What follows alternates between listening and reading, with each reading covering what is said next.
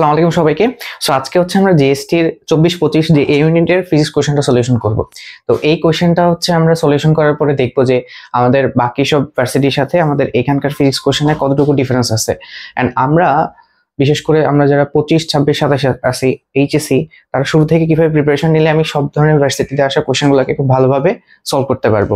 ঠিক আছে, সো এক এক ভার্সিটিতে কোশ্চেনের প্যাটার্নটা এক এক রকম ছিল। সো আগে আমরা এখানে কোশ্চেনটা সলিউশন করি, সলিউশন করার পর বলবো যে এই কোশ্চেনটা বাকি ইউনিভার্সিটি থেকে কতটুকু আলাদা হয়েছে এবং এটা কি আসলে সহজ হয়েছে নাকি আসলে কঠিন হয়েছে।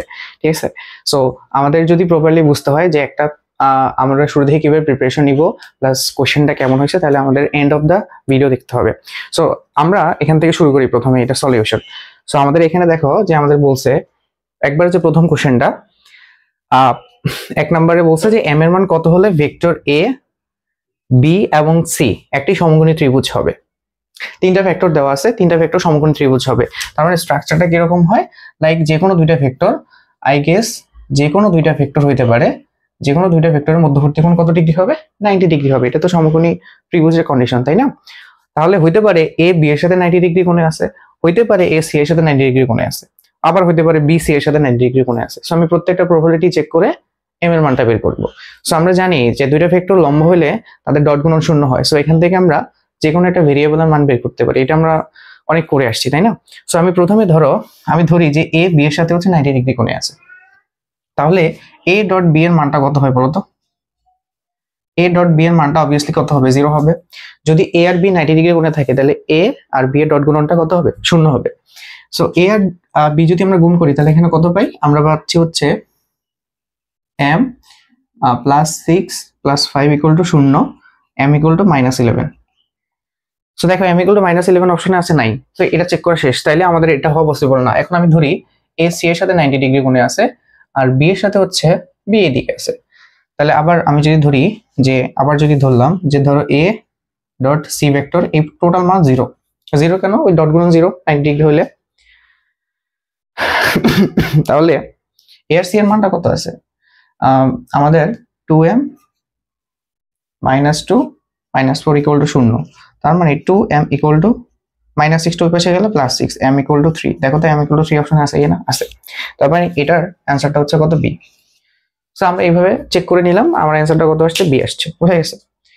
তারপরে আমরা 2 নাম্বার কোশ্চেনে যাই। 2 নাম্বার কোশ্চেন আমাকে বলছে যে আমি 60 মিটার উঁচু থেকে একটা ফল ফেলে দেওয়া হলো, একটা ফল আমি ফেলে দিলাম, অন্য একটি বল একই সময়ে 30 মিটার পার সেকেন্ড বেগে উপরের দিকে নিক্ষেপ করা হয়েছে, তাহলে কত সময় পরে তারা মিলিত হবে? তাহলে ব্যাপারটা এরকম হচ্ছে যে উপর থেকে আমি ছেড়ে দিছি, এই হাইটটা হচ্ছে আমাদের কত মিটার? এই হাইটটা হচ্ছে আমাদের 60 মিটার। সো এটার উপর থেকে আমি একটা ফল ফেলে দিলাম, আর এখান থেকে একটা বল নিক্ষেপ করলাম। বলের ভেলোসিটি হচ্ছে আমাদের 30 মিটার পার সেকেন্ড। ঠিক আছে, তাহলে এই যে 30 মিটার পার সেকেন্ড বেগে যেটা নিক্ষেপ করলাম, এখন কথা হচ্ছে এরা তো এই উপর থেকে একটা ফেলছি, নিচের থেকে একটা নিক্ষেপ করছি, মাঝখানে কোনো একটা পয়েন্টে এসে মিলিত হবে, তাই না? তো কত সময় পরে মিলিত হবে? এই টাইমটাই তোমার চাইছে। তাহলে আমরা একটা কাজ করব, আমরা ধরলাম যে তারা ভূমি থেকে x উচ্চতায় মিলিত হয়েছে। আর আমি বলে দিই এই কোশ্চেনটা কিন্তু 19 এ ছিল। 19 হচ্ছে আমরা এই কোশ্চেনটাই সলিউশন করে আসছি। ঠিক আছে, যেটা আমার ইন্টার অ্যাডমিশন আসছে। তাহলে আমি এখান থেকে টোটালটাকে ধরো h ধরলাম। তাহলে বলতো ফল এখানে এসে মিলিত হবে ভূমি থেকে x উচ্চতায়, এমন ধরলাম t সময় পর মিলিত হবে। আমি ডিটেলসে লিখতেছি, সো আমার একটু টাইম বেশি লাগবে, বাট এত কিছু ডিটেলসে তোমরা লিখবা। তাহলে এখান থেকে দেখো ওর ট্রাভেলিং পথ হচ্ছে কত? ফল কতটুকু পথ ট্রাভেল করছে? এই পথটুকু যদি x হয় তাহলে এই পথটুকু কত হবে বলো তো? h - x না? টোটাল হচ্ছে h, এতটুকু x, তাহলে এতটুকু হচ্ছে h - x। তাহলে h - x ওর ট্রাভেলিং পথটা কত? এটা হচ্ছে তার সরণ ইকুয়ালটা আমরা কত জানি? ut। আর যেহেতু নিচের দিকে নামতেছে +12 gt²। বুঝা গেছে? এটা হলো প্রথমটার ইকুয়েশন। ওকে, এটার আদিবেগ কত? 0। আদিবেগ 0 হইলে আমি এটা বাদ দিয়ে দিতে পারি, কারণ এটাকে আমি ফলটাকে ফেলে দিচ্ছি। তাহলে আদিবেগ কত? 0। আর এটার জন্য কি হবে বলতো? এইটার জন্য হবে হচ্ছে ও কতটুকু পথ ট্রাভেল করছে বলতো? x পরিমাণ ট্রাভেল করছে। তাহলে ওর আদিবেগ কত ছিল? 30। তাহলে আমি এখানে 30 বসাই দিই। 30t প্লাস হবে না মাইনাস হবে? অভিকর্ষের বিপরীতে কাজ করতেছে, তাহলে অবভিয়াসলি মাইনাস হবে। -12 gt²। এখন এই দুটাকে তুমি যোগ করে দাও, এটা 1 নম্বর ইকুয়েশন, এটা হচ্ছে 2 নম্বর ইকুয়েশন, এই দুটাকে যদি তুমি যোগ করে দাও তাহলে কিন্তু তোমার রেজাল্ট আসে যায়। যোগ করলে কত আসে, এটা বাদ, তাহলে h ইকুয়াল টু এটা বাদ যাবে 30t। আমি ধরছিলাম t সময় পরে মিলিত হবে, তাহলে t ইকুয়াল টু কত, h/30, h/30 এটার মানে হচ্ছে আমাদের t। তাহলে h এর মান কত ধরছে, দেওয়া আছে কত, 60। h এর মান দেওয়া আছে 60, তাহলে এটা কতটুকু অ্যান্সার হবে ভাই, 2 সেকেন্ড। বুঝা গেছে? সো আমি যদি বলি দুইটা ম্যাথের কোনো ম্যাথই কিন্তু টাফ ছিল না, ঠিক আছে, একবারে বেসিক ম্যাথ তোমার দিয়ে দিছে।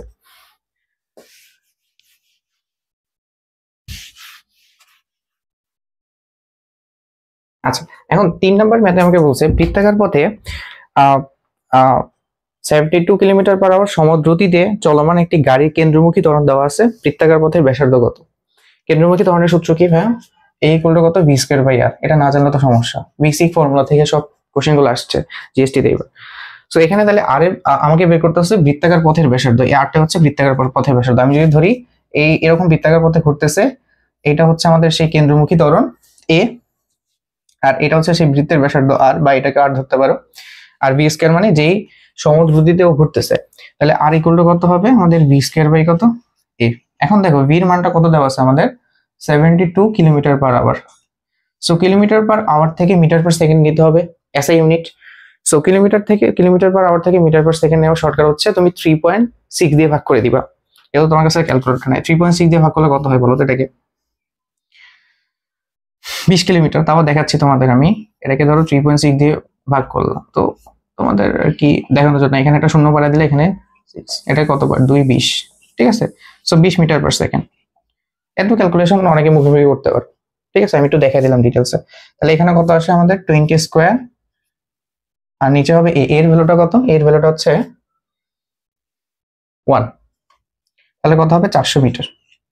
তাহলে আমাদের বৃত্তাকার ইয়ার ব্যাসার্ধ কত, 400 মিটার। বুঝা গেছে? ওকে, এটা ছিল আমাদের 3 নম্বর কোয়েশ্চেন। তারপরে 4 নম্বর কোয়েশ্চেনে আমাদের যে কোন একটি বস্তুর গতিশক্তি 300% বৃদ্ধি করা হলে উক্ত বস্তুর ভরবেগ কতটুকু বাড়বে, এরকম পপুলার কোশ্চেন কিন্তু বারবারই আসে, ঠিক আছে। এন্ড এটা এই বৃদ্ধি পাওয়ার যে ব্যাপারটা যে কোনো ফর্মুলা দিয়ে আসতে পারে, একটা করলে তুমি সব বলেই পারবা। তো 4 নম্বর কোশ্চেনে কি বলছে দেখো, যে আমাদের গতিশক্তি এবং হচ্ছে ভরবেগের মধ্যে সম্পর্ক। তাহলে আমরা কি জানি, ইকে ইকুয়াল টু কত, p²/2m। তাহলে আমি গতিশক্তি এবং ভরবেগের মধ্যে সম্পর্ক, এখানে p হচ্ছে ভরবেগ, সম্পর্কটা লিখে ফেললাম। বস্তুর ভর তো চেঞ্জ হবে না, তাই না? তার মানে দেখো তো ইকে তোমার হচ্ছে p² সমানুপাতিক আছে, ওইখানে আমরা না যাই, ওখানে পরে লিখবো, সমস্যা নেই। এখন বলছে কোনো বস্তুর গতিশক্তি 300% বৃদ্ধি করা। আচ্ছা, 300% বৃদ্ধি করা মানে আসলে কত, 3 গুণ করা। কেন, কিভাবে হয় দেখো, 300% বৃদ্ধি করা, একটা কথা চিন্তা করো যে 300% বৃদ্ধি করা, তার মানে আগে যদি ওর ইকে থাকে, এখন হচ্ছে কত হবে, এখন হবে ইকে প্লাস কতটুকু বৃদ্ধি করছে, ইকে এর 300%, ইকে এর কত পার্সেন্ট, 300%। ওটা বুঝছো, এটা হচ্ছে ইকে2, এটা হচ্ছে ইকে1, মানে ওর গতিশক্তি কতটুকু বৃদ্ধি করছে, 300% বৃদ্ধি করছে। তার মানে ইকে2 হবে ইকে1 এর সাথে আরো 300% বৃদ্ধি। হ্যাঁ, যদি আমি বলি যে আমার 500 টাকা বৃদ্ধি পাইছে, আগে 100 টাকা ছিল, তাহলে কত, 100 প্লাস 500। তো আগেরটার সাথে আমি বৃদ্ধি পাওয়াটা যোগ করে দিলাম, তাহলে এখানে কত হবে, ইকে1। আর 300% এর মান কত, আমি ভেঙে দেখা দিচ্ছি সব, এটা 3 হয়, এটা তোমরা প্র্যাকটিস করতে করতে জানো। 300% এর মান হয় 3, কিভাবে, ওই যে 300 আর পার্সেন্টেজের মান কত, 1/100, কাটাকাটি করলে তোমার 3 আসে, তাহলে 3 ইকে1, তার মানে 4 ইকে1। তো এটা অ্যাটলিস্ট মাথায় রাখবা, 100% বৃদ্ধি পাওয়া মানে হচ্ছে ওইটা আবার বৃদ্ধি পাওয়া, 200% বৃদ্ধি পাওয়া মানে হচ্ছে 2 ইকে বৃদ্ধি পাওয়া, 300% 3 ইকে, 400% 4 ইকে বৃদ্ধি পাওয়া। যদি বলে 300% হইছে, তাহলে কিন্তু আবার 4 ইকে হইতো না, এখানে পুরো 300% বৃদ্ধি পাইছে, তার মানে আগের 1 আর বর্তমানের 3, মোট মিলে কত হলো, 4। আর যদি বলতো 300% হইছে, তাহলে হয়তো কি 3 ইকে1। এই জিনিসগুলো যদি বুঝো কোনটা বৃদ্ধি পাইছে হইছে, তাহলে খুবই সহজে এটা সলভ করা যায়। 4 ইকে1 মানে আগের থেকে 4 গুণ বৃদ্ধি করছি, তাই না? আচ্ছা, তাহলে 4 ইকে1 ইকুয়াল টু কত হবে, এটা হচ্ছে ভরবেগ, তাহলে বলছে কি ভরবেগ বাড়বে কতটুকু, এটা p1 p2 স্কয়ার বাই হচ্ছে 2 এখন এটাকে তুমি ভাগ করে দাও, তাহলে দেখবে হচ্ছে কি আসে, যে 4/1, এটা দিয়ে 2 নাম্বার দিয়ে 1 নাম্বারকে ভাগ করে দাও, 4/1, এটা কাটা, তাহলে কত থাকবে উপরে, যে p2 স্কোয়ার বাই লব কত v1 স্কোয়ার। সো এই পাশে উল্টো পার করলে আছে 2, ঠিক আছে 2 আসে p2 by p1। So p2 equal to কত আসে, p2 ইকুয়াল টু কত 2p1। এটা নরমালি বোঝা যায়, ঠিক আছে, আমি তোমাদের জাস্ট বের করে দেখাইলাম, মুখে মুখে ক্যালকুলেশন করতে পারো। দেখো 300% বৃদ্ধি করেছে মানে হচ্ছে মোট হয়েছে 4 গুণ। আর আমি জানি হচ্ছে যে ইকে হচ্ছে পি স্কয়ারের বর্গের সমানুপাতিক, তার মানে এটা যদি তুমি দ্বিগুণ বাড়াও তাহলে এটা 4 গুণ বাড়বে, তাহলে অ্যান্সার হবে কত দ্বিগুণ, অ্যান্সার হবে কত দ্বিগুণ। মানে এইভাবে বোঝা যায় তুমি 4 গুণ বাড়াইতে হলে এটাকে দ্বিগুণ বাড়াইতে হবে, কারণ 2 স্কয়ার, তাহলে সামনে কত চলে আসবে, আমি কত ধরো 2 এটাকে স্কয়ার করলে কত হয় 4p না, তাহলে 4p স্কয়ার বাই কত আসবে 2m আসবে, তখন 4 গুণ বেড়ে যাবে। যেহেতু আমাদের ইকে হচ্ছে কত পি এর বর্গের সমানুপাতিক, বুঝা গেছে, মুখোমুখি করা যায়। এখন এটাকে এটা হইছে কত বলো, আগে ছিল p1 এখন হচ্ছে 2p1, তাহলে বাড়ছে কতটুকু বলো তো, বাড়ছে হচ্ছে আমাদের আরো p1 পরিমাণ বাড়ছে। তো p1 পরিমাণ বাড়লে আমরা এটাকে কি করতে পারি, এর আগে কত আছে 1, তাহলে 100% বাড়ছে। তাহলে আমাকে বলছে কোন বস্তুর গতিশক্তি 100% বৃদ্ধি করলে ভরবেগ বাড়বে কতটুকু, ভরবেগ বাড়বে হচ্ছে 100%, ভরবেগ বাড়বে কত পার্সেন্ট 100%। এই যে সামনে 1 আছে এজন্য 100%, যদি যদি বলতো ভরবেগ হবে কতটুকু তাহলে হয়তো 200%, কারণ তখন আমরা 2p1 হিসাব করতাম। এটা হচ্ছে হইছে আর এই p1 হচ্ছে বাড়ছে, বুঝা গেছে।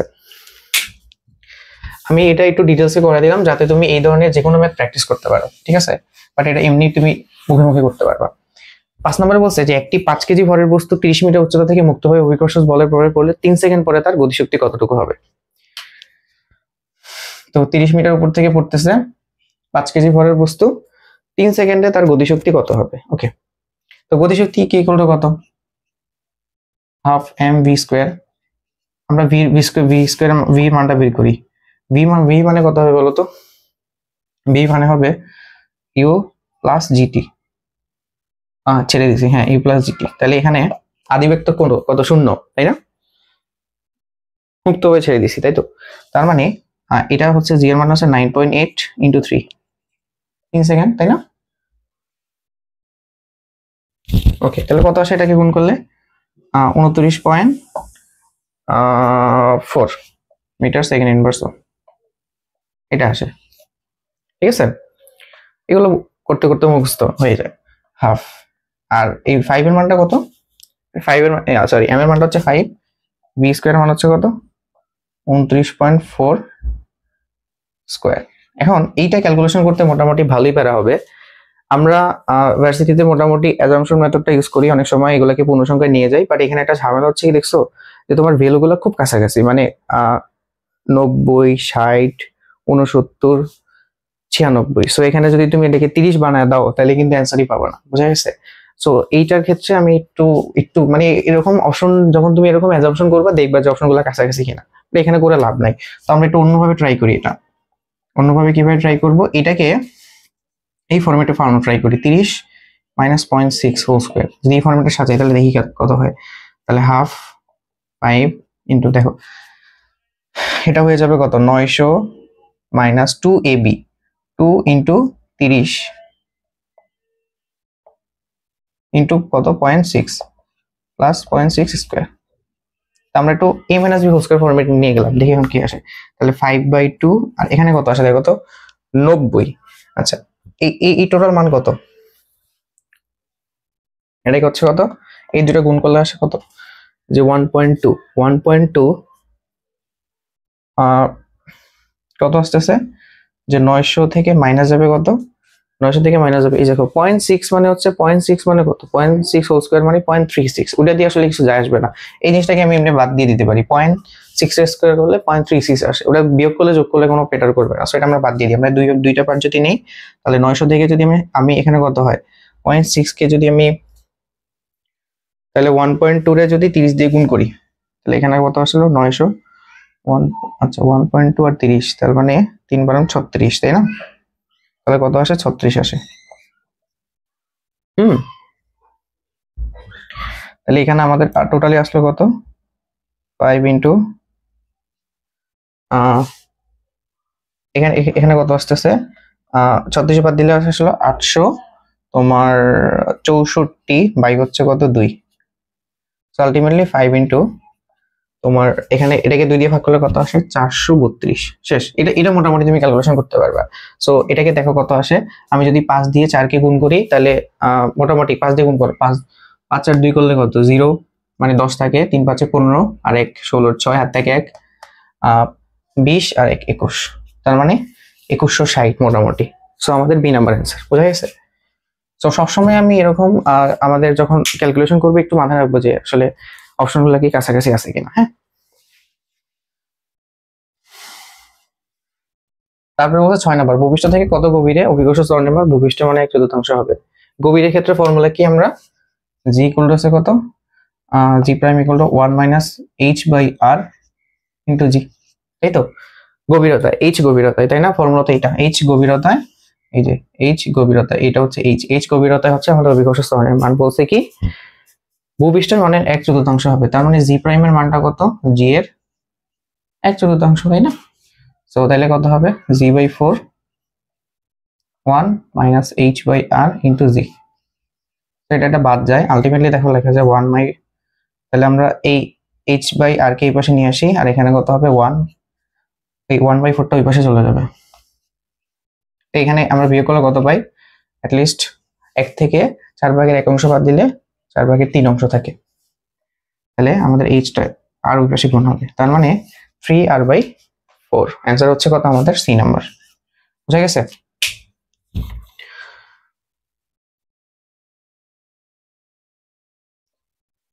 কোশ্চেন খুবই সহজ ছিল, একবারে বেসিক লেভেলের সবগুলো কোশ্চেন। দুইটা ক্যালকুলেশন একটু ঝামেলা হয়েছে, ওইগুলো তুমি একটু মোটামুটি মাথা খাটাইলে হয়ে যাবে। কোন তাপমাত্রায় ফারেনহাইট স্কেলের মান সেলসিয়াস স্কেলের মান থেকে 10 ডিগ্রি বেশি? তার মানে ফারেনহাইট স্কেলের মানটা, কোন তাপমাত্রায় ফারেনহাইট স্কেলের মান সেলসিয়াস স্কেলের মান থেকে 10 ডিগ্রি বেশি হবে, এটাই বলছে। ফারেনহাইট মান সেলসিয়াস থেকে 10 ডিগ্রি বেশি। ফর্মুলা কি জানি আমরা, C/5 F মাইনাস 32/9, এটাই তো জানি, তাই না? তো এখানে বসায় দাও তুমি ফারেনহাইটের মানটা, এখানে বসায় দাও, দেখো কত আসে, C/5 আর F এর মান হচ্ছে কত, C+10 মাইনাস 32/9, তাহলে কত আসতেছে, এটাকে গুণ করে দাও 9C আর এটাতে গুণ করলে কত 5C, এই দুটো বিয়োগ করলে আলটিমেটলি কত পাবো তো, -22টা কত, -22। সো -22কে যদি তুমি 5 দিয়ে গুণ করো তাহলে কত আসে, 110। শেষ। তাহলে আমরা এখান থেকে পাইলাম যে 4C এর মানটা কত, দেখো এটাই পাশে গেলে কত হবে, বিয়োগ করলে 4C ইকুয়াল টু কত, -110। তাহলে C ইকুয়াল টু কত, -110/4, করলে কত আসে, 100 রে করলে আসে হলো 4 25 100, আর এখানে আছে কত 2.5, তাহলে 27.5 ডিগ্রি সেলসিয়াস। এটা কি অপশনে আছে আমার? এই যে ক নাম্বার, এই নাম্বারই অ্যান্সার আমাদের। হ্যাঁ, বুঝতে পারছো, এই নাম্বারই হয়ে গেছে। যদি ফাইনালে থাকতো তাহলে কিন্তু আবার আমি 10 যোগ করে নিতাম, বাট আমাদের অ্যান্সার যেহেতু আসছে এখানে বসে দিছি আমি। হ্যাঁ, তারপরে আমাকে বলছে যদি একটি বস্তু আলোর বেগে ধাবিত হয় তাহলে ভর কত। ওকে, সো ভরের ফর্মুলা কি জানি, কোন একটা গতিশীল বস্তু ভর হবে স্থির ভর -1/v²/c², তাই না? আপেক্ষিকতার সূত্র।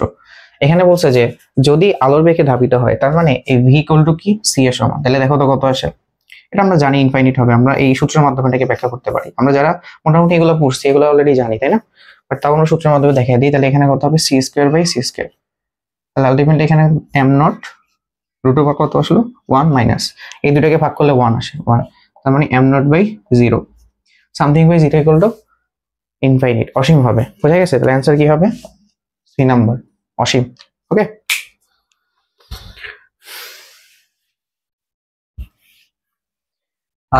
9 নম্বর বলছে হাইড্রোজেন পরমাণুর প্রথম বোর কক্ষের শক্তি হচ্ছে এত, তৃতীয় কক্ষের শক্তি। একবারে বেসিক লেভেলের ম্যাথ। আমরা কি জানি যে e⁴n ইকুয়াল টু কত, e⁴n ইকুয়াল টু আছে কত, 1/n² E1, এটাই তো ফর্মুলা, তাই না? এখন এখানে আমাদের e এর মান দেওয়া আছে কত, n এর মান দেওয়া আছে 2, শেষ। তাহলে দেখো 1/4, আর E1 এর মানটা কত দেওয়া আছে, প্রথম কক্ষের শক্তি হচ্ছে -13.6 ইলেকট্রিক ভোল্ট। এটা কিন্তু অনেকে মুখস্থই জানে, ভার্সিটি যারা প্রিপারেশন নেয় তারা এগুলো করতে করতে মনেই চলে আসে। আবার তুমি বোর্ডে এক্সাম দিছো, এগুলো করতে, এটা দিয়ে ভাগ করলে কত আসে বলো তো?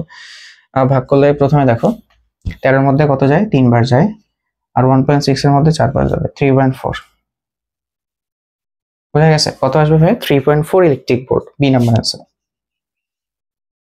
1 নাম্বার 2 নাম্বার 3 নাম্বার এগুলো মোটামুটি আমাদের মনেই থাকে। সো কোয়েশ্চেনগুলো খুব ইজি লেভেলের ছিল। এখন পর্যন্ত। তারপরে যাই আমরা 10 নম্বর কোশ্চেনে। আচ্ছা, 10 নম্বর কোশ্চেনে বলছে কোন একটি ধাতব পৃষ্ঠের উপর অতিবেগুনি রশ্মি আপতিত হলে নির্গত কণা হয়। একটা ধাতব পৃষ্ঠের উপর আমাদের ইউভি অ্যাটাক করছে, তাহলে নির্গত কণা কোনটি হবে?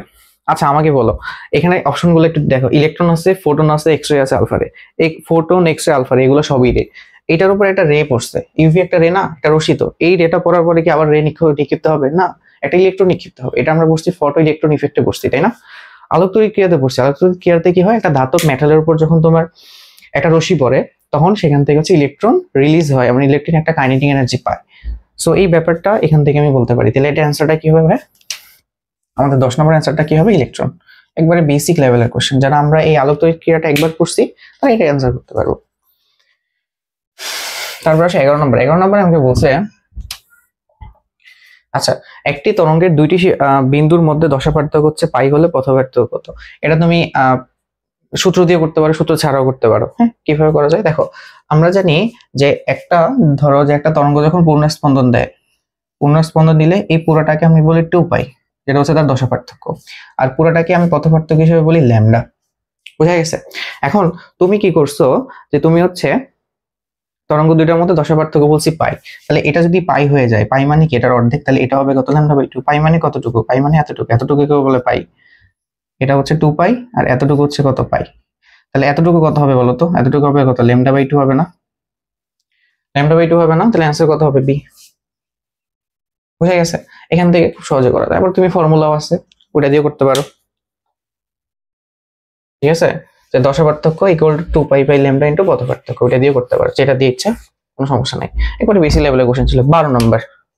12 নম্বরে বলছে যে এল দৈর্ঘ্য এবং কে স্প্রিং ধ্রুবক বিশিষ্ট একটি স্প্রিং কে কেটে সমান 4 টুকরা করা হবে, প্রতি টুকরার স্প্রিং ধ্রুবক কত হবে? স্প্রিং এর কাটাকাটি তো খুবই সহজ। তো আমি প্রথমে একটা স্প্রিং আঁকি এখানে। এটা একটা স্প্রিং, স্প্রিংটাকে 4টা টুকরায় কাটাকাটি করবো। স্প্রিং কে কাটলে কি হয় বলো তো? যেমন সহজ ভাষায় বলতে গেলে তুমি দেখবা যে একটা স্প্রিং যখন অনেক বড় হয়, ধরো আমি তোমাকে জাস্ট দুইটা অপশন দিলাম, এরকম একটা স্প্রিং, একটা ছোট স্প্রিং। বড় স্প্রিং কে তুমি সহজে বাগাইতে পার, মানে একটু লম্বা করতে তোমার কাছে সহজ হবে। আমি যদি বলি বড় স্প্রিংটাকে তুমি 1 ইঞ্চি লম্বা করো, ওটা মোটামুটি ইজি হবে। বাট এই যে ছোট স্প্রিং, এটাকে 1 ইঞ্চি লম্বা করতে কিন্তু তোমার বেশি বল দেওয়া লাগবে, এটা তুমি নিজেই বুঝতে পারো। তার মানে স্প্রিং কে যখন আমি ছোট করি তখন তার হচ্ছে আমাদের স্প্রিং ধ্রুবক বেড়ে যায়। স্প্রিং ধ্রুবক মানে কি? প্রতি একক মিটার সরণের জন্য কি পরিমাণ বল দেওয়া লাগতেছে। তো বড়টায় তুমি যেই পরিমাণ সরণ ঘটাবা তার জন্য যে বল দেওয়া লাগবে, ছোটটায় সেম পরিমাণ সরণ ঘটানোর জন্য ম্যাক্সিমাম বল দেওয়া লাগে, অনেক বেশি বল দেওয়া লাগে। তো এই জন্য স্প্রিং কে যখন তুমি কাটো তখন তার কি হয়ে যায়, তখন হচ্ছে তার স্প্রিং ধ্রুবকটা অনেক বেড়ে যায়। এখানে কাটলে স্প্রিং ধ্রুবকটা বেড়ে যাবে। তো আমি যখন এটাকে অর্ধেক করব তখন স্প্রিং ধ্রুবক হয়ে যাবে ডাবল। এটাকে যখন আমি 4 ভাগ করব সমান, তখন প্রত্যেকটা ভাগ হয়ে যাবে 4 গুণ। ওই যে ব্যস্তানুপাতিক, যত তুমি ছোট করবা তত বাড়বে। ঠিক আছে, অর্থাৎ এটা হচ্ছে তোমার স্প্রিং ধ্রুবকটা হচ্ছে এল এর ব্যস্তানুপাতিক। স্প্রিং ধ্রুবকটা কি? এল এর ব্যস্তানুপাতিক। সো এটাকে যখন তুমি অর্ধেক করছো তখন এটা এই পুরো এতটুকু হয়ে যাবে আমাদের 2k, আর এই এতটুকু হয়ে যাবে আমাদের কত? 4k। বুঝা গেছে? এতটুকু হয়ে যাবে কত? 4k। আশা করি তোমরা এটা বুঝতে পারছো। তাহলে এটা অ্যান্সার কত হয়? এটা অ্যান্সার হচ্ছে আমাদের 4k। অর্ধেক করলে 2k, ইয়ে করলে 4k। আর এখান থেকে আর শর্টকাটও তুমি করতে পারো। আমি যদি ওইভাবে করি, প্রত্যেকটা পার্টের দৈর্ঘ্য কতটুকু হবে এটাকে এভাবে বের করা যায়। তুমি চাইলে এইভাবে বের করতে পারো যে এটাকে ধরো আমি 2 ভাগে ভাগ করলাম, এটা হচ্ছে 1 আর এটা হচ্ছে কত? 3। শর্টকাট হচ্ছে কি, যে এই পোর্শনের যে ভাগটা হবে সেটা কেমন হবে? এই পোর্শনের ভাগটা হবে উপরে হবে এই 1 আর 3 এর যোগফল। 1 আর 3 এর যোগফল হচ্ছে 4।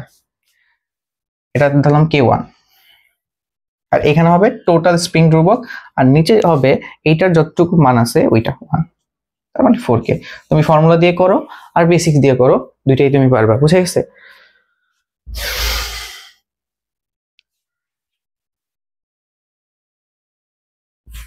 তারপরে আমাদের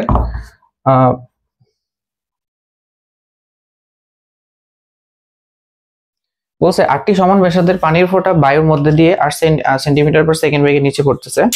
ওকে, ওই পানির ফোঁটাগুলো একত্রিত হয়ে একটি বড় ফোঁটায় পরিণত হলে প্রান্তীয় বেগ কত হবে? ও আচ্ছা, এটা হচ্ছে তোমার পদার্থের গাঠনিক বন্ধনের হচ্ছে তোমার ওই যে আমাদের শ্রান্তদার পার্থক্য, যেটা আমাদের সিলেবাসে নাই। সো বলা যায় এটা সিলেবাসের একটা বাইরের কোশ্চেন, বাট কোশ্চেনটা কিন্তু কমন এস, লাইক যখন সিলেবাস ছিল এই টাইপের কোশ্চেন কিন্তু আসতো। আচ্ছা, সো প্রান্তীয় বেগ বের করতে বলছে। আমরা জানি যে কোনো কিছু যখন উপর থেকে পড়ে একটা প্রান্তীয় ভেলোসিটি বা টার্মিনাল ভেলোসিটি অর্জন করে। এটা নিয়ে অন্য সময় আমরা বলবো, এত ডিটেইলসে না যাই। তো টার্মিনাল ভেলোসিটি মানে হচ্ছে তখন আর অভিকর্ষ ত্বরণ কোনো কাজে আসবে না, ও একটা ফিক্সড ভেলোসিটিতে যাবে, ও কিন্তু কোনো অভিকর্ষ ত্বরণের কারণে ওর ভেলোসিটি বৃদ্ধি করবে না। এটাই হচ্ছে টার্মিনাল ভেলোসিটি। এটার অনেকগুলো কারণ আছে। এটার কারণ হচ্ছে প্লবতা প্লাস হচ্ছে শ্রান্ততা। এই দুটার কারণে কি হয়, একটা সময়ে ওই জি আর তার উপর কাজ করে না, অভিকর্ষ ত্বরণ কাজ করে না, ফিক্সড ভেলোসিটিতে নামতে থাকে। সো আমরা ডিপে না যাই, ডিপে গেলে আমাদের কনসেপ্ট ক্লাস অনেক বেশি বড় হয়ে যাবে। তো আমরা দেখি এটা কিভাবে করা যায়। তো ভাই টার্মিনাল ভেলোসিটি হচ্ছে যে ফর্মুলা, সেটা হচ্ছে আমাদের এরকম যে 2/9 r² g rho s rho f minus এটা। তার মানে টার্মিনাল ভেলোসিটিতে কি হয়, যে স্পেয়ারটা বের করতেছো সেই স্পেয়ারের রেডিয়াস বসাবা, অভিকর্ষ ত্বরণ, স্পেয়ারের হচ্ছে ঘনত্ব বসাবা। এখানে আমাদের পানির ফোঁটার ঘনত্ব বসাবা, মানে পানির ফোঁটার কত 1000। তারপর হচ্ছে রো এফ, যেই ফ্লুইডের মধ্যে দিয়ে যাচ্ছে, সেটা পানি হইতে পারে, সেটা এয়ার হইতে পারে, সেটা ওয়েল হইতে পারে, সেটার হচ্ছে তুমি ঘনত্ব বসাবা। এটা হচ্ছে শ্রান্ততা কনস্ট্যান্ট, ঠিক আছে। এখন আমাকে বলো, আমি তো এখানে এয়ার মিডিয়ামে পড়তেছিল, তার মানে এই জিনিসটা কনস্ট্যান্ট, ফ্লুইডের ঘনত্ব কনস্ট্যান্ট। আমি পানি ইউজ করছি, পানি 8টা পানি মিলে বড় পানি তৈরি হয়েছে, বাট পানির ঘনত্ব তো চেঞ্জ হয় নাই, তাহলে এটাও ফিক্সড। শ্রান্ততাও ফিক্সড, মাধ্যম চেঞ্জ হয় নাই, রেডিয়াসটা চেঞ্জ হয়েছে, শুধুমাত্র এই জিনিসটা আমাদের এখানে চেঞ্জ হয়েছে, বাকি কোনটাই চেঞ্জ হয় নাই। তাহলে বাকি সবগুলা কি কনস্ট্যান্ট না? তাহলে আমি কি বলতে পারি না ভিটি সমানুপাতিক হচ্ছে r²? ওটা বুঝছো ফাইনালি? এখানে যতগুলো আছে কোনো কিছু চেঞ্জ হয় না, শুধু চেঞ্জ হচ্ছে রেডিয়াসটা। কারণ যখন তুমি 8টা ফোঁটাকে মিলে একটা বড় ফোঁটাতে কনভার্ট করবা, তখন ওটার কিন্তু রেডিয়াসটা বেড়ে যাবে। সেই রেডিয়াসটা বের করতে পারলেই মোটামুটি আমি টার্মিনাল ভেলোসিটি বের করে ফেলতে পারবো। তাহলে আমাকে বলো, 8টা ফোঁটাকে মিলে যে বড় ফোঁটা তৈরি হয়েছে, দুইটার মধ্যে কি হবে? আয়তন সেম থাকবে না? v1 = vt সমান হবে। সো প্রথমটার আয়তন কতটুকু ভাইয়া? 4/3। 8টা ফোঁটাকে একত্র করে তুমি বড় ফোঁটা বানাইছো, তাহলে কত? r1 cube. এটা হবে কত? 4/3 পাই আর কিউব। এটা হলো বড় ফোঁটার ব্যাসার্ধ, এটা হলো ছোট ফোঁটার ব্যাসার্ধ। এরকম কয়টা ফোঁটা ইউজ করছো? এইটা হলো ছোট ফোঁটার আয়তন, এরকম 8টা ফোঁটা ইউজ করে তুমি বড় ফোঁটা বানাইছো। ওকে, তাহলে এটা সরি এটা বাদ, তাই না? সো আমরা দেখো 8r³ = কত? r। তাহলে আমরা লিখতে পারি 2r = r। বুঝা গেছে? এখান থেকে r এর মানটা পাইছি কত? r এর মানটা পাইছি 2r। এখন দেখো টার্মিনাল ভেলোসিটির ক্ষেত্রে আমি এই ফর্মুলাটা ইউজ করতে পারি, তাই না? সো আমি এখান থেকে লিখতে পারি v1 এর মানটা কত হবে? v2 এর মানটা হবে কত? v2 সমানুপাতিক হবে r³ v1 সমানুপাতিক হবে r³ সরি r²। এখন আমি যদি এখান থেকে ভাগ করি, হ্যাঁ, যে v2 বাই হচ্ছে v1, তাহলে আমাদের কত আসবে? আমাদের আসবে হচ্ছে r² বাই হচ্ছে কত? নিচে হবে কত? r²। বুঝে গেছে? এখান থেকে, কারণ দুইটা তুমি এখানে কনস্ট্যান্ট দিয়ে করতে পারো। আমি যদি চাই এখানে ওই যে একটা কনস্ট্যান্ট নিয়ে আসতে পারি, ইকুয়াল টু কত কি আসবে? তারপরে তুমি 1 নং দিয়ে 2 নংকে ভাগ করে দিবা, ঠিক আছে? সো তুমি যেভাবে করো ফর্মুলাটা এরকম আসে। তাহলে v2 এর মানটা কত হবে? এখানে দেখো r এর মানটা বসায় দাও 2r, 2r² করলে কত আসে? 4r²। এই যে r এর মানটা 2r যদি বসাই দিই, 4r² বাই r² ইনটু কত? v1। তাহলে 4 ইনটু v1 এর মানটা কত? v1 এর মান ছিল 8 সেন্টিমিটার, তাহলে 32 সেন্টিমিটার পার সেকেন্ড। বোঝা গেছে? এই মানটা মোটামুটি ভালোই ট্রিকি ছিল একটু, তবে এই কয়েকটা অ্যাপ্রোচ করলে এটা পারা যাবে। তাহলে অ্যান্সার হচ্ছে কত হয়? আমাদের অ্যান্সার হচ্ছে সি। বুঝছো? সো আমাদের 14 নম্বরের কোশ্চেনে যেটা বলা হয়েছে যে যদি স্পর্শকোণটা আমাদের 90 ডিগ্রি থেকে বেশি হয়, তাহলে আমাদের পৃষ্ঠ কেমন হবে? ওকে, সো আমাদের যে সলিডটা আছে, সলিডের সাথে আমাদের যে দ্রাবকটা আছে, দ্রাবকটা 90 ডিগ্রি কোণে আছে, তাহলে দেখতে কেমন হবে ভাই? এটা কিন্তু আমাদের out of the to syllabus, ঠিক আছে? সো এটা আমি যদি বলি যে দেখতে হবে এরকম, অ্যান্ড স্পর্শকোণটা কিভাবে আঁকতে হয়, তোমার হচ্ছে এই যে এটা যে কোণটাকে আসবে, ওই কন্টাক্ট বা স্পর্শ বিন্দু থেকে স্পর্শ বরাবর হচ্ছে তুমি এটা রেখা টানবা। এখন রেখা টানার পর তুমি কি এই কোণ নিবা নাকি এই কোণ নিবা? আমাকে এমনভাবে কোণ নিতে হবে যাতে হচ্ছে ওই যে লিকুইডটা বা আমাদের দ্রাবকটা মাঝখানে পড়ে, অ্যাঙ্গেলের মাঝখানে পড়ে। দেখো আমি যদি এই কোণ নিই, তাহলে এই যে এখানে যে লিকুইড আছে এটা কিন্তু মাঝখানে পড়তেছে না, তাহলে এটা পড়তেছে। তাহলে এটা কি ধরনের কোণ ভাই? এটা হচ্ছে 90 ডিগ্রি থেকে বড়, এই কোণটা কত ডিগ্রি 90 ডিগ্রি থেকে বড় বা স্পর্শকোণটা 90 ডিগ্রি থেকে বড়, তাহলে এটাকে আমরা এই শেপটা কি শেপ বলতো? এটা কি উত্তল শেপ না? এই শেপটা কি ধরনের শেপ? এই শেপটা হচ্ছে উত্তল শেপ। তাহলে অ্যান্সার কোনটা হবে আমাদের বি নাম্বার। আবার যদি বলতো যে আমাদের এইটা যদি হয়তো 90 ডিগ্রি থেকে ছোট, তাহলে আবার কি হতো? অবতল হইতো। তখন আবার শেপটা কেমন হতো? তখন আমার শেপটা হতো এরকম, ঠিক আছে? তখন আমার শেপটা হতো এরকম, ঠিক আছে? তখন আবার যখন আমি অ্যাঙ্গেলটা আঁকতাম, আমি কোন এটা নিব নাকি এটা নিব? অবভিয়াসলি এটা নিব। এটা কেন নিব? এটা নিলে হচ্ছে তোমার এই যে মাঝখানে দ্রাবকটা মাঝখানে পড়তেছে, ঠিক আছে? ওকে, সো এই আমরা যারা মোটামুটি এই থিওরিগুলো পড়ছি তাদের এখানে আর কোনো সমস্যা হবে না। তারপরে হচ্ছে আমাদের 15 নাম্বার কোশ্চেনে বলছে যে আমাদের কোন দুটি আলোর জন্য কৌণিক বিচ্ছুরণ সর্বাধিক হবে। ওকে, সো আমরা যারা প্রিজম এক্সপেরিমেন্ট করছি, প্রিজম হচ্ছে আলোর যে 7টা তোমার সেগমেন্ট আছে, 7টা কালার স্কেটার হয়ে যায়, ছড়ায় পড়ে। তো এই 7টা কালারের যদি আমি একটু লিখি, 7টা কালারের সিকোয়েন্সটা কেমন হবে? বেনি আসো, তাই না? প্রথমে বেগুনি, নীল, আসমানি, সবুজ, হলুদ, কমলা, লাল, এই প্যাটার্নটা থাকে। প্রথমের দিকেরগুলো ওয়েভলেন্থ কম, পরেরগুলোর দিকে ওয়েভলেন্থগুলো বেশি। অ্যান্ড তুমি প্যাটার্নগুলো এরকম থাকে, প্রথমে বেগুনি, তারপরে নীল, আসমানি, সবুজ, হলুদ, কমলা, তারপরে লাল। এখানে বলছে কোনটার জন্য কৌণিক বিচ্ছুরণ বেশি হবে। তার মানে দেখো বেগুনি আর যদি লাল হয় তার মধ্যে বিচ্ছুরণটা কিন্তু বেশি হবে, কারণ দুইটা দুই দিকে অবস্থান করতেছে। বিচ্ছুরণটা বেশি না তাদের জন্য, তারা বেশি স্কেটার হয়েছে দুইজন। সো এখানে আমাদের দেখো বেগুনি আর লালটা কিন্তু নাই আমাদের। আচ্ছা, বেগুনি লাল নাই, তারপরে আছে লাল ও নীল আছে। সো লাল ও নীলের মধ্যে কিন্তু ভালো একটা কি আছে? বিচ্ছুরণ হয়, মানে ভালো একটা গ্যাপ আছে, কৌণিক বিচ্ছুরণ কিন্তু এখানে বেশি। বাকিগুলোর ক্ষেত্রে যদি বলি নীল কমলার ক্ষেত্রে কম। তারপরে যদি বলি হলুদ সবুজে তো অনেক কম। আর লাল সবুজে আরো কম, ঠিক আছে? তাহলে স্কেটার কোনটায় বেশি হবে? সর্বোচ্চ বিচ্ছুরণ হবে আমাদের কোনটায়? সর্বোচ্চ বিচ্ছুরণ হবে আমাদের লাল ও নীলের মধ্যে, ঠিক আছে? এটার মধ্যে ওয়েভলেন্থের ডিফারেন্সটা অনেক বেশি, সো এখানে বিচ্ছুরণটা কি হবে? বেশি হবে। ওকে, তাহলে এটার অ্যান্সারটা হবে আমাদের কত? এটার অ্যান্সারটা হবে বি। 15 অ্যান্সারটা কত হবে? বি হবে। ওকে, 16 নাম্বার হচ্ছে আমাদের 16 নম্বরে আমাদের আছে যে একটি দ্বি অবতল লেন্সের বক্রতার ব্যাসার্ধ হচ্ছে 30 সেন্টিমিটার ও 20 সেন্টিমিটার। লেন্সের উপাদানের প্রতিসরণাঙ্ক হচ্ছে 1.5 হলে ফোকাস দূরত্ব কত? এইটাও আউট অফ দ্য সিলেবাস। এটা হচ্ছে তোমার মেইনলি হচ্ছে তোমার জ্যামিতিক আলোক বিজ্ঞান, মানে চ্যাপ্টার 6 এর মধ্যে পড়ছে এটা, ঠিক আছে? আমাদের সেকেন্ড পার্টে চ্যাপ্টার 6 এর মধ্যে। তো এইটা হচ্ছে আমাদের out of the syllabus, but আমাদের যদি বলি ওই চ্যাপ্টারের মধ্যে যদি ইম্পর্টেন্ট কয়েকটা ফর্মুলার কথা বলি তাহলে এটা চলে আসে, মানে ফর্মুলাগুলো ইম্পর্টেন্টগুলো আসছে, বাট এটা আউট অফ দ্য সিলেবাস ছিল। সো আমাদের লেন্স তৈরির একটা ফর্মুলা আছে, ওই ফর্মুলাটা আমরা ইউজ করে এটা বের করতে পারি। সেই ফর্মুলাটা কি? 1/f ইকুয়াল টু যে আমাদের প্রতিসরণাঙ্ক -1 মাইনাস r1, মানে প্রথম লেন্সের ব্যাসার্ধ, পরে হচ্ছে দ্বিতীয় লেন্সের ব্যাসার্ধ, ঠিক আছে? এটা এখন এখানে এই যে এই প্রতিসরণাঙ্ক হচ্ছে কার? এটা হচ্ছে লেন্সের প্রতিসরণাঙ্ক। এখানে নিচে একটা হচ্ছে তোমার প্রতিসরণাঙ্ক থাকে, সেটা হচ্ছে যে মিডিয়ামে থাকে ওই মিডিয়ামের প্রতিসরণাঙ্ক। কিন্তু এখানে যেহেতু আমরা এয়ার মিডিয়াম ইউজ করতেছি, তো এয়ার মিডিয়ামের প্রতিসরণাঙ্ক 1, সো এটা লেখার দরকার নেই এখানে। তো এই যে আমাদের প্রতিসরণাঙ্ক এখান থেকে বের করবে, এখানে দেখো আমাদের কি কি দেওয়া আছে, এভরিথিং সবকিছু দেওয়া আছে, শুধুমাত্র বের করতে হবে আমাদের ফোকাস দূরত্ব। ওকে, তাহলে এখন কত হচ্ছে আমাদের এই যে r1 এর যে মান আছে দেওয়া আছে কত? প্রথমটা দেওয়া আছে তোমার কত? যে আমাদের r1 এর মান দেওয়া আছে আমাদের 30 সেন্টিমিটার, পরেরটা দেওয়া আছে r2 এর মান হচ্ছে 20 সেন্টিমিটার। কিন্তু এখানে একটু কাহিনী আছে, আমাদের এখানে চিহ্নগুলো একটু ঠিক করে নিতে হবে। কেন? বিকজ এখানে তোমার এক এক সময় এক এক ডাইরেকশন কাজ করতেছে, আর এই ফর্মুলাগুলোতে তোমার চিহ্নগুলো ঠিক না করে নিলে তুমি অ্যান্সার কিন্তু কখনো অ্যাকুরেট পাবো না। এটা আমাকে বলছে, একটু খেয়াল করো, এটা দ্বি অবতল বৃত্ত, দ্বি অবতল লেন্স। দ্বি অবতল লেন্সের যদি আমি চিন্তা করি, এটা যে বৃত্তের অংশ, সেই বৃত্তের সেন্টারটা কোন দিকে? এইদিকে। এটা যে বৃত্তের অংশ, সেই বৃত্তের সেন্টারটা কোন দিকে? এইদিকে। তো আমাদের নিয়ম হচ্ছে আলোকরশ্মি যদি সেন্টারের দিকে যায় তাহলে হবে পজিটিভ, সেন্টার থেকে দূরে সরে গেলে সেটা হবে নেগেটিভ। এখন লেন্সের এই জিনিসটা হচ্ছে আমাদের r1 আমরা জানি, আর এই জিনিসটা হচ্ছে আমাদের r2 সেটাও আমরা জানি। এখন আলোকরশ্মি যখন আমি ফেললাম, ধরো এদিক থেকে এদিক যাবে, যাওয়ার পরে এদিক থেকে আবার এদিকে চলে গেল, সাপোজ লেন্সের মধ্যে দিয়ে চলে গেল। এখন কথা চিন্তা করো, প্রথম যখন আলোকরশ্মিটা এখান থেকে গেছে, ও কি সেন্টারের দিকে গেছে নাকি সেন্টার থেকে দূরে সরে গেছে? দেখো সেন্টার থেকে বাইরের দিকে চলে গেছে, মানে সেন্টার যেদিকে তার বিপরীত দিকে গেছে। তাহলে আমাদের এই জিনিসটা হবে নেগেটিভ, এটা অলওয়েজ মাথায় রাখবা। পরেরটা দেখো, পরের রশ্মিটা কিন্তু সেন্টারের দিকে চলে গেছে, তার মানে ওইটা হবে আমাদের পজিটিভ।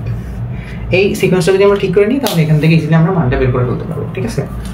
এখন এটা যদি বুঝে থাকো তাহলে আমাদের এখানে কত আসে মানগুলো একটু বসাই।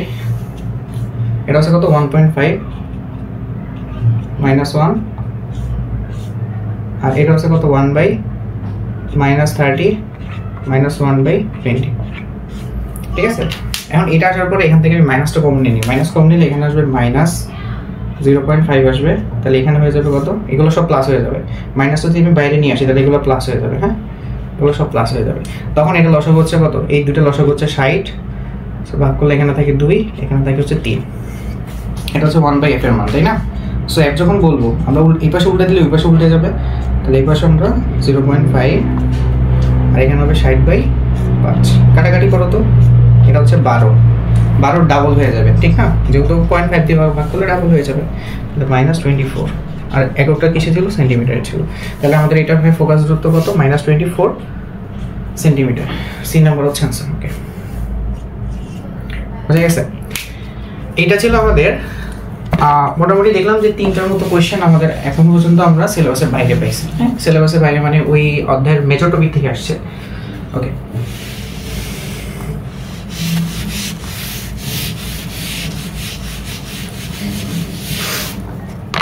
তারপরে আমাদের বলা আছে যে একটি চাকার জড়তার ভ্রামক হচ্ছে 10 kg/m।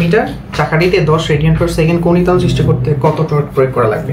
ওকে, তাহলে আমরা ফর্মুলা জানি, টর্ক ফর্মুলা হচ্ছে কত, আই এর হচ্ছে আলফা। আই এর মানটা কত দেওয়া হবে, এর মানটা দেওয়া আছে তোমার হচ্ছে 10, আর কৌণিক ত্বরণটা দেওয়া হচ্ছে কত, 10, তার মানে 100।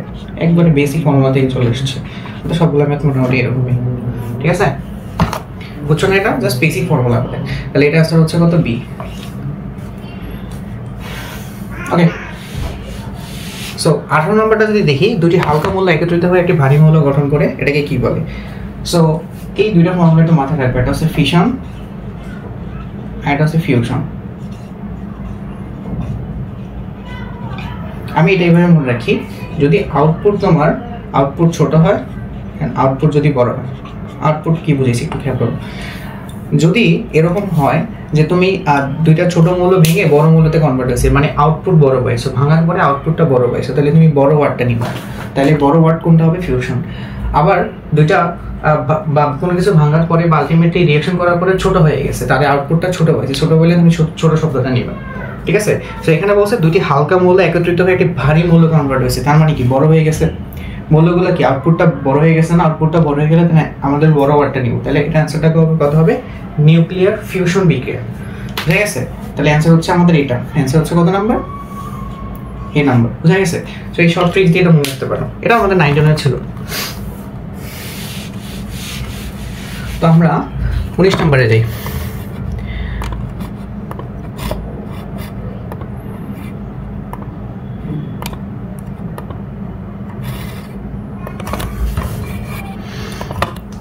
নম্বরে কোয়েশ্চেনটা বেসিক একটা কোয়েশ্চেন। বলছে 27 ডিগ্রি সেলসিয়াস তাপমাত্রা গ্যাসটি কত তাপমাত্রায় নেওয়া হলে মূল গড় বর্গবেগের দ্বিগুণ হবে? সিআরএমএস বেগ, সিআরএমএস বেগ হচ্ছে আমাদের তাপমাত্রার বর্গমূলের সমানুপাতিক। তার মানে তুমি এই তাপমাত্রাটা অবভিয়াসলি কেলভিন তাপমাত্রা, যা যত তাপমাত্রা থাকে সবই কেলভিন তাপমাত্রা। তাহলে এখানে বলছে বেগের দ্বিগুণ হবে, তাহলে এটা যদি দ্বিগুণ হইতে হয়, এটা কত গুণ হইতে হবে একবার চিন্তা করো তো। এখানে আমি তোমার একটা সিম্পল বসাই, এখানে ধরো যদি আমি 4 বসাই, তাহলে √/, করে আলটিমেটলি কত হবে 2√/t। তার মানে দেখো তো দ্বিগুণ হয়েছে কিনা। আগেরটা ছিল √/t, এখন হচ্ছে 2√/t, তাহলে দ্বিগুণ হয়েছে টোটাল মানটা, এটাই তো। তার মানে ভিতরে যদি আমি 4 দেই, তাহলে বাইরে কত পাবো 2। তার মানে আলটিমেটলি টেম্পারেচার তো আমার কত বাড়াইতে হবে, টেম্পারেচারটা বাড়াইতে হবে 4। ব্যাপারটা বুঝছো? এগুলো হচ্ছে আমরা প্র্যাকটিস করতে হয়ে যায়। হ্যাঁ, তুমি এটা হয়তো সমীকরণ বানায় করতে পারো, 1 নম্বর সমীকরণ, 2 নম্বর সমীকরণ কাটাকাটি করে করতে পারো, বাট এটা মুখে করছে। সো এখানে যদি তুমি 4 গুণ বাড়াও, তাহলে আমার 4 গুণ বাড়লে এখানে সামনে কত চলে আসে, 2 চলে আসে, তার মানে সিআরএমএস বেগটা দ্বিগুণ হয়ে গেছে। এভাবে তুমি 9 গুণ বাড়ালে এটা 3 গুণ হবে। তাহলে আমি আমাদের কেলভিন তাপমাত্রাটা কত গুণ বাড়াবো, কেলভিন তাপমাত্রাটা হচ্ছে 4 গুণ বাড়াবো, তাহলে 4। অবভিয়াসলি কেলভিন তাপমাত্রা নিতে পারে, এই জায়গায় কিন্তু সবাই ভুল করে। সো এখানে আমাদের টেম্পারেচার হচ্ছে কত, 300, তাহলে মোটামুটি কত হলো 1200 কেলভিন। এখন 1200 কেলভিন কি তোমার অ্যান্সারে আছে? নাই, সবগুলো degree Celsius. So degree Celsius থাকলে তুমি কি করবা, এখান থেকে 273 বাদ দিয়ে দাও, তাহলে কত থাকে 927 ডিগ্রি সেলসিয়াস। এটাই হচ্ছে অ্যান্সার কোনটা, তাহলে 3 নাম্বার। বুঝা গেছে? এটাই হচ্ছে এখানে অ্যান্সার।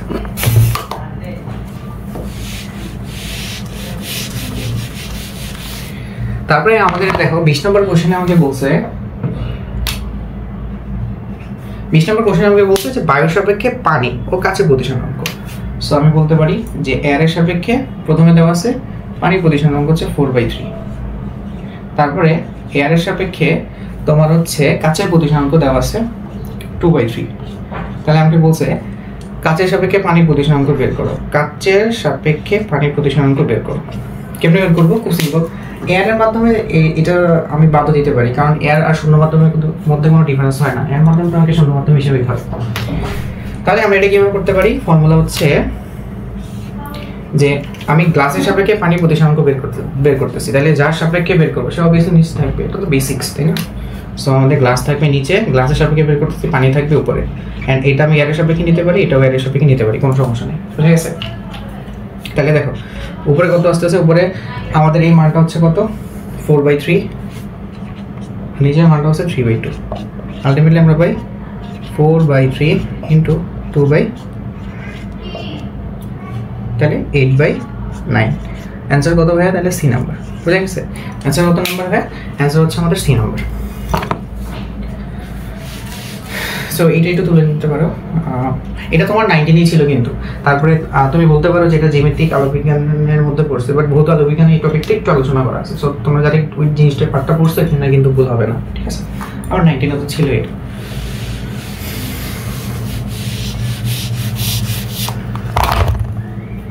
আচ্ছা, সো আমাদের 21 নম্বরের কোশ্চেনে আমাদের বলা আছে যে সাম্যাবস্থায় হুইটস্টোন ব্রিজের মানে হলো গ্যালভানোমিটারের প্রবাহের মান কত হবে? হুইটস্টোন ব্রিজের গ্যালভানোমিটারের মধ্যে সাম্যাবস্থায় কি কোনো কারেন্ট যায়? হুইটস্টোন ব্রিজের দুই পাশে ভোল্টেজ সেম থাকে সাম্যাবস্থায়। সো ভোল্টেজ সেম থাকলে ভোল্টেজ ডিফারেন্স 0, মাঝখানে তোমার গ্যালভানোমিটারের মধ্যে দিয়ে কোনো কারেন্ট পাস হবে না, ঠিক আছে? তাহলে এটা হবে কত? এটা হবে 0। তাহলে আমরা পরেরটা চলে যাই।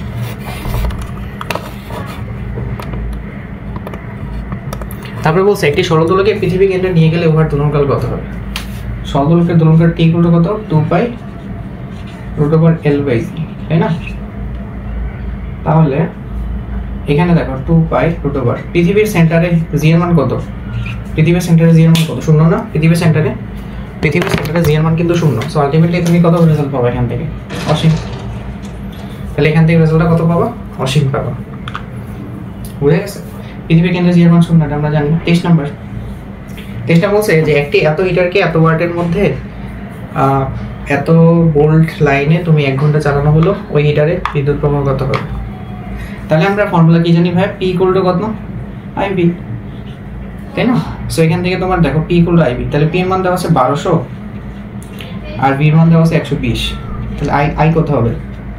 খুব সহজ, আই হবে কত? 10 এম্পিয়ার। এখানে দেখো আমাদের কিন্তু 1 আওয়ারটা কাজে লাগে না, দরকার নাই, আমাদের যদি এক্সট্রা দাবি থাকতে পারে, অনেক সময় তোমাকে কনফিউজ করার জন্য এক্সট্রা দিয়ে দিবে, লাগবে না সবসময়, ঠিক আছে? সবসময় কিন্তু এক্সট্রা লাগবে না। তাহলে এটা হলো 10।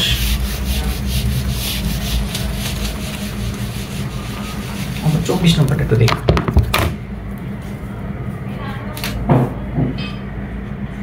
24 নম্বর আমাকে বলছে 3 কেজি পানির তাপমাত্রা 0 ডিগ্রি থেকে 10 ডিগ্রি সেলসিয়াস বৃদ্ধি করলে এন্ট্রপি পরিবর্তন করে। এন্ট্রপি পরিবর্তনের দুইটা ফর্মুলা আছে, এটা তাপমাত্রা স্থির থাকলে, এটা তাপমাত্রা চেঞ্জ হলে। এখানে তাপমাত্রা চেঞ্জ হয়েছে, তাহলে আমাদের ফর্মুলা কি হবে?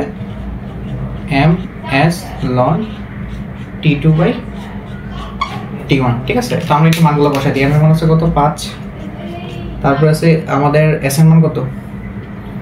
5 না, সরি,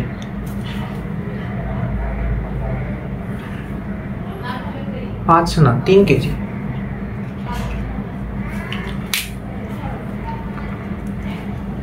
আর এটার মান হচ্ছে কত? 4200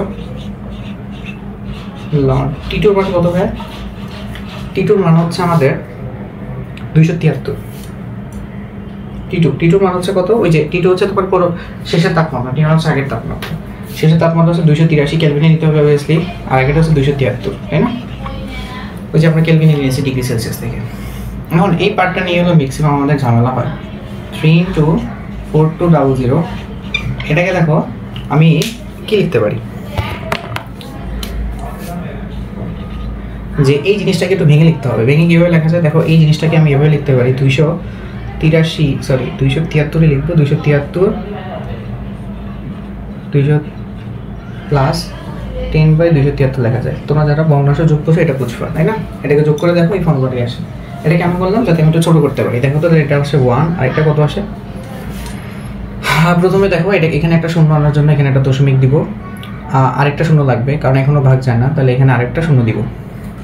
এটা কতবার যায়? মোটামুটি 4 বার গেলে 1000-এর বেশি হয়ে যাবে, 3 বার যায়। 3 বার যাওয়ার পরে এখানে দেখো কত হয়, 3 দিয়ে গুণ করলে 600, 3 সাথে 21, মোটামুটি 180 মতো থাকে, তাই না? দেখো তো 180 মতো থাকে, সেই 180-কে আবার 273 দিয়ে ভাগ করতে হবে।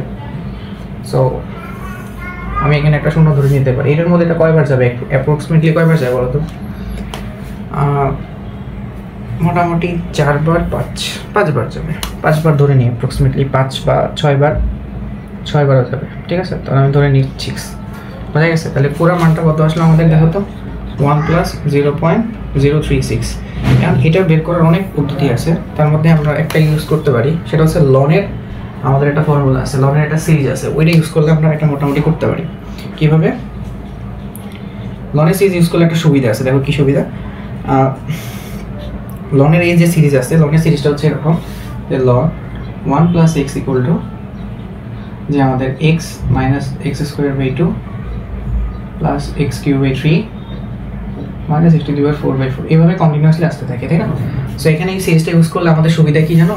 যে আমি যখন এই যে এটা মানটা অনেক ছোটো না, এটাকে যখন স্কোয়ার করবো এটা অটোমেটিক বাদ করে যাবে, এটাকে যখন কিউ করবো এটার মানটা আরও ছোট হয়ে যাবে, এটাকে যখন স্কোয়ার করবো এটার মানটা আরও ছোট হয়ে যাবে, তখন এটাকে এমনি আমরা বাদ দিতে পারবো।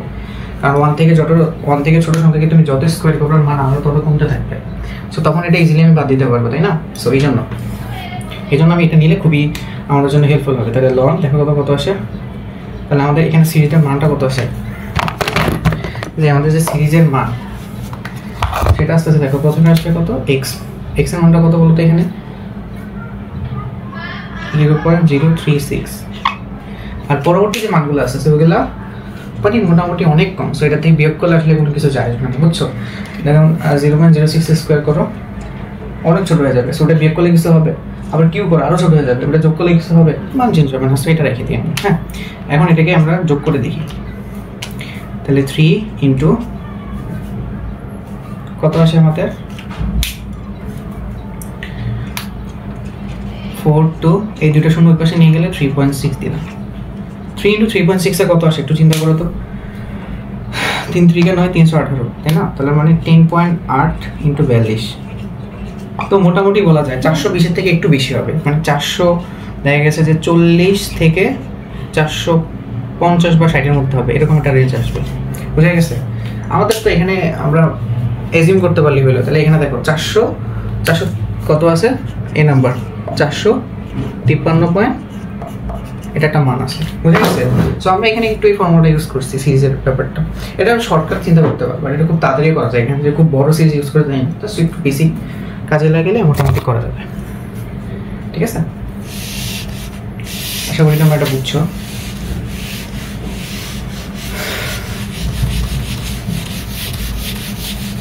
তারপরে এখানে দেখো লাস্ট আমাদের আরেকটা জিনিস আছে এখানে, এটাই হচ্ছে আমাদের এখানকার শেষ।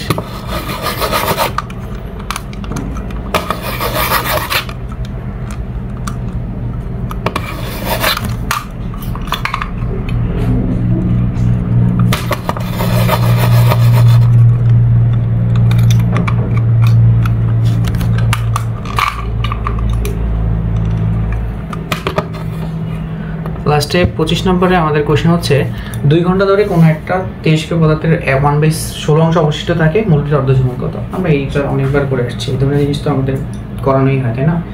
সো আমরা এটা বের করার সিস্টেমটা হচ্ছে আমাদের যে অবশিষ্ট থাকবে, অবশিষ্ট অংশটাকে এই ফরম্যাটে সাজাবো।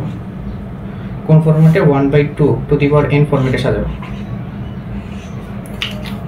এই ফরম্যাটে সাজানোর পরে আমরা এটাকে কি করব, যে আমাদের টি হাফ কত হবে, টি হাফ হচ্ছে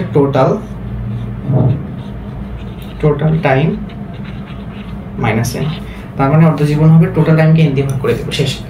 সো অবশিষ্ট এখানে কতটুকু আছে বলো ভাইয়া? 1/16, তাই না? 1/16কে কত লেখা যায়? 1/2 কত? 4। তাহলে এই যে এন এর মান হচ্ছে 4, টোটাল টাইমকে 4 দিয়ে ভাগ করো, 2 আওয়ারকে যখন আমি 4 দিয়ে ভাগ করবো তখন 30 মিনিট করে আসে না? এটা মুখে করা যায়, ঠিক আছে? আমি জাস্ট দেখালাম যে একটু টাইম লাগছে। 30 মিনিটের অ্যান্সার, বোঝা গেছে? সো ওভারঅল যদি আমরা বলি আজকে আমাদের যে ফিজিক্সের ব্যাপারটা ছিল এর এমসিকিউ তুলনামূলক অনেক সহজ আসছে। গতানুগতিক হচ্ছে আমরা যে জিনিসগুলো করি ওই জিনিসই আসছে, বাইরে কোনো কিছু দেয় নাই।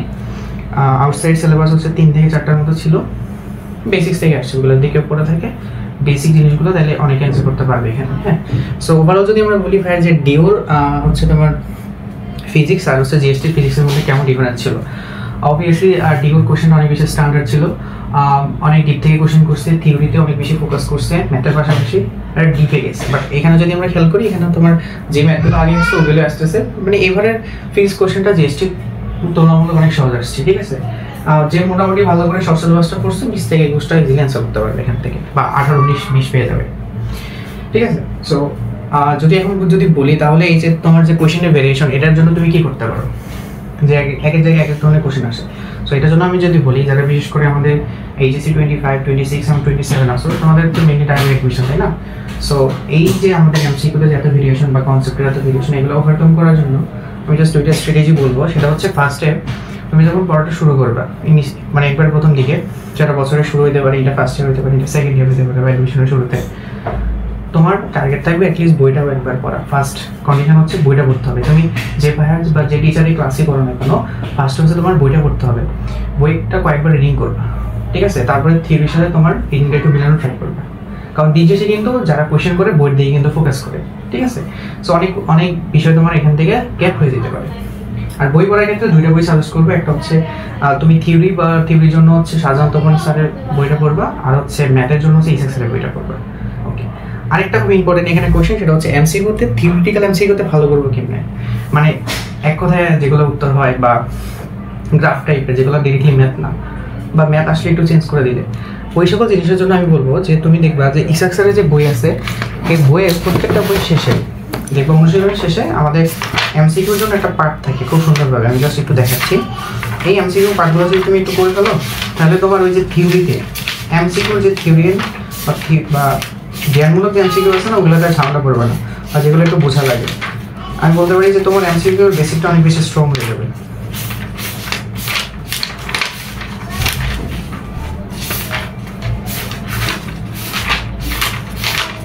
এই যে এখানে, সো এখানে আমাদের এখানে লেখা থাকে যে বহু, এই যে সারসংক্ষেপ, মানে একবারে তোমার সবগুলো থিওরি শেষ করার পরে তোমার এখানে দেখবা প্রত্যেকটা লেখা থাকবে যে বহু নির্বাচনী প্রশ্নের উত্তরের জন্য প্রয়োজনীয় বিষয়গুলি সারসংক্ষেপ।